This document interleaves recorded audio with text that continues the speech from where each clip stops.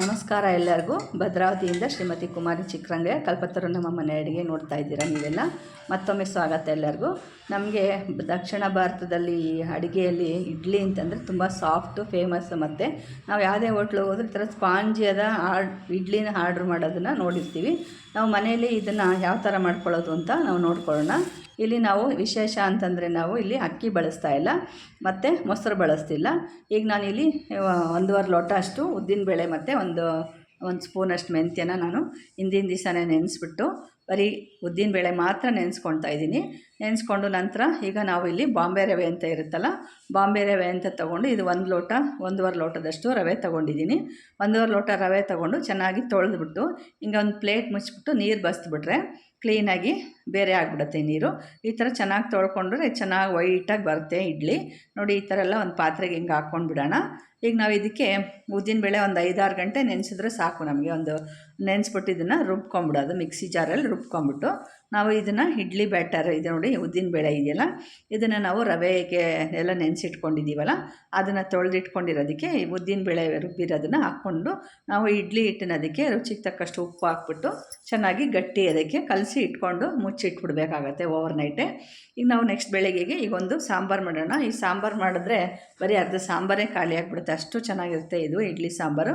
ನಾನಿಲ್ಲಿ 1 ಲೋಟ ಹೆಸರು ಬೇಳೆಗೆ 1 ಈರುಳ್ಳಿ, 1-2 ಟೊಮೊಟೊ, ಹಸಿಮೆಣಸಿನ್ಕಾಯಿ, ಖಾರಕ್ಕೆ 1-2, ನೆಕ್ಸ್ಟು 1 ಕೊತ್ತಂಬರಿ ಸೊಪ್ಪು, 1 ಉಂಡೆ ಬೆಲ್ಲ ಹಾಕ್ತಾಯಿದ್ದೀನಿ, 1 ಅರ್ಧ ಉಂಡೆ ಹಾಕ್ಬಿಟ್ಟು ಇದಕ್ಕೆ ನೀರು ಹಾಕ್ಬಿಟ್ಟು ನಾವು ಕುಕ್ಕರಲ್ಲಿ ಒಂದು ಸಾಫ್ಟಾಗಿ ಒಂದು ಚಿಟಿಕೆ ಅರಿಶಿನ ಹಾಕ್ಬಿಟ್ಟು ಕುಕ್ಕರಲ್ಲಿ ಸಾಫ್ಟಾಗಿ ಸ್ವಲ್ಪ ತುಪ್ಪ ಹಾಕ್ಕೊಂಬಿಡೋಣ. ಹಾಕ್ಕೊಂಡು ಚೆನ್ನಾಗಿ ಮಿಕ್ಸ್ ಮಾಡಿಬಿಟ್ಟು ಕುಕ್ಕರಲ್ಲಿ ಇಟ್ಬಿಟ್ಟು ಚೆನ್ನಾಗಿ ವಿಷಲ್ನ ಮಾಡಿಸ್ಕೊಂಡು ಬೇಯಿಸ್ಕೊಂಬಂದ್ಬಿಡ್ಬೇಕು. ಈ ಥರ ಬೆಂದಿರೋ ಹೆಸರು ಬೇಳೆನ ನಾವು ಚೆನ್ನಾಗಿ ಸ್ಮ್ಯಾಶ್ ಮಾಡ್ಕೊಂಬಿಟ್ರೆ ತುಂಬ ಚೆನ್ನಾಗಿ ಬರುತ್ತೆ ಸಾಂಬಾರು, ಇಡ್ಲಿ ಸಾಂಬಾರು. ನೋಡಿ, ಚೆನ್ನಾಗಿ ಸ್ಮ್ಯಾಶ್ ಮಾಡ್ಕೊಂಬಿಡೋಣ. ಸ್ಮ್ಯಾಶ್ ಮಾಡ್ಕೊಂಬಿಟ್ರೆ ನೀರು ಸ್ವಲ್ಪ ಕಡಿಮೆ ಇಟ್ಕೊಂಬಿಟ್ರೆ ತುಂಬ ಚೆನ್ನಾಗಿರುತ್ತೆ. ನಂತರ ನಾವು ಇದಕ್ಕೆ ಸ್ವಲ್ಪ ಸಾಕಷ್ಟು ನೀರು ಹಾಕ್ಕೊಂಡು ಇದಕ್ಕೆ ನಾವು ರೆಡ್ ಚಿಲ್ಲಿ ಪೌಡರ್ ಹಾಕ್ಕೊಳ್ಳೋಣ, ಬ್ಯಾಡಗಿ ಮೆಣಸಿನ್ಕಾಯಿ ಪೌಡರು, ಖಾರಕ್ಕೆ ಮತ್ತು ಇನ್ನೇನು ಹಾಕೋದಿಲ್ಲ ಇದಕ್ಕೆ, ಅಷ್ಟು ಟೇಸ್ಟಾಗಿ ಬರುತ್ತೆ. ಈಗ ನಾವು ಇಡ್ಲಿ ಬ್ಯಾಟ್ರ್ ಏನಾಗಿದೆ ಅಂತ ನೋಡೋಣ. ಇಡ್ಲಿ ಬ್ಯಾಟ್ರ್ ನೆನೆಸಿಟ್ಟಿರೋದು ಈ ಥರ ಚೆನ್ನಾಗಿದಾಗಿದೆ, ಉದ್ಗಿ ಬರುತ್ತೆ ಚೆನ್ನಾಗಿ. ಈಗ ನಾವು ಇಡ್ಲಿ ಪ್ಲೇಟ್ಗೆ ಸ್ಟ್ಯಾಂಡ್ಗೆಲ್ಲ ಒಂದು ಸ್ವಲ್ಪ ಎಣ್ಣೆ ಹಾಕ್ಕೊಂಡು ಚೆನ್ನಾಗಿ ನಾವು ಹಚ್ಕೊಳ್ಳೋಣ, ಸವರ್ಕೊಂಡು. ನಾನು ಇಲ್ಲಿ ಇಡ್ಲಿ ಹಿಟ್ಟನ್ನೆಲ್ಲ ಹೀಗೆ ಹಾಕ್ಕೊಳ್ತಾ ಬರ್ತೀನಿ. ಇಡ್ಲಿ ಹಿಟ್ಟು ಹಾಕ್ಕೊಂಡು ನಾವು ಇಡ್ಲಿ ಸ್ಟ್ಯಾಂಡಲ್ಲಿಗೆ ಇಟ್ಕೊಂಡು ನಾವು ಇಡ್ಲಿನ ಹಬೆಯಲ್ಲಿ ಬೇಯಿಸ್ಕೋಬೇಕಾಗತ್ತೆ. ಈ ಥರ ನಾನು ಕುಕ್ಕರಲ್ಲಿ ಬಿಸಿಗೆ ಇಟ್ಟಿದ್ದೀನಿ ನೀರು, ಸ್ವಲ್ಪ ಬಿಸಿಗೆ ಇಟ್ಬಿಟ್ರೆ ಮುಂಚೆನೇ ಚೆನ್ನಾಗಿ ಬೇಗ ಬೇಯುತ್ತೆ ಇಡ್ಲಿ. ನೋಡಿ, ಈ ಥರ ಇಟ್ಬಿಟ್ಟು ಒಂದು 10 ನಿಮಿಷ ಸಾಕು. 10 ನಿಮಿಷ ಹಾಕಿ ಬೇಯಿಸ್ಕೊಂಬಂದ್ಬಿಡೋಣ.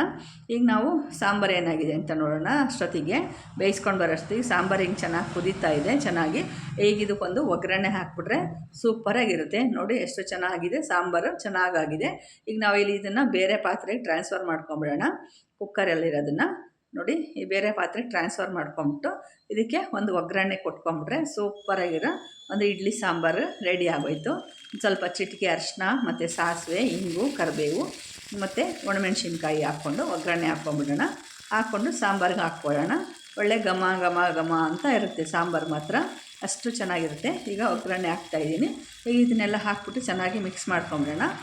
ಮಾಡ್ಕೊಂಬಿಟ್ಟು ನಾವು ಈಗ ನಂತರ ಇಡ್ಲಿ ಸ್ಟ್ಯಾಂಡಲ್ಲಿ ಏನಾಗಿದೆ ನೋಡೋಣ. ಇಡ್ಲಿ ಸ್ಟ್ಯಾಂಡ್ ತೆಗೆದಿದ್ದೀನಿ. ತೆಗೆದ್ಬಿಟ್ಟು ನೋಡಿ ಈ ಥರ ಎಲ್ಲ ಚೆನ್ನಾಗಿ ಸಾಫ್ಟಾಗಿ ಬಂದಿದೆ ಇಡ್ಲಿ, ತುಂಬ ಸಾಫ್ಟಾಗಿ ಬರುತ್ತೆ ಮಾತ್ರ. ನಾವು ಮಲ್ಲಿಗೆ ಇಡ್ಲಿ, ಅಕ್ಕಿ ಇಡ್ಲಿ ಮಾಡ್ತೀವಲ್ಲ ಅದೇ ಥರ ಬರುತ್ತೆ, ಸೇಮು ರವೆಲೇ ಮಾಡ್ಬೋದು ಇದು. ಈ ವಿಡಿಯೋ ಇಷ್ಟ ಆಯಿತು ಅಂದರೆ ಲೈಕ್ ಮಾಡಿ, ಶೇರ್ ಮಾಡಿ, ಸಬ್ಸ್ಕ್ರೈಬ್ ಮಾಡಿ. ಓಕೆ.